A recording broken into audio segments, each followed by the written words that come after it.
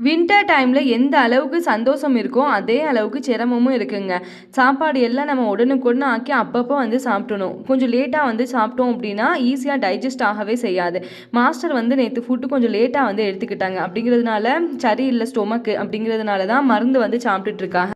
New year அதுவுமா பானிஹால் போகணும் அப்படின்னு சொல்லியிருந்தேன்லங்க. பானிஹால் போகையில தான் இந்த 3 பீஸ் உடன் ட்ரே வந்து வாங்கிட்டு வந்திருந்தேன் வீட்டுக்காக. இந்த ட்ரேல வந்து காஷ்மீர் அப்படின்னு பேரெல்லாம் எழுதிருந்துச்சா, பார்க்கவுமே அட்ராக்டிவா இருந்துச்சு. அதனால வாங்கியாச்சு.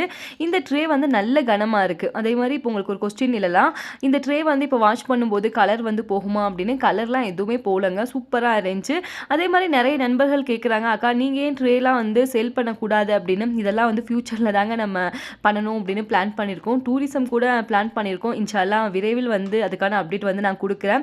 நீங்க எல்லாரும் எப்படி இருக்கீங்க? சாப்பிட்டாச்சா? இப்ப நெறைய டூரிஸ்ட் வந்து வந்திருக்காங்க அப்படின்னு கேள்விப்பட்டேன் குல்மார்க்கெல்லாம். நாங்களும் வந்து போணும். தேங்க்ஸ் ஃபார் வாட்சிங்.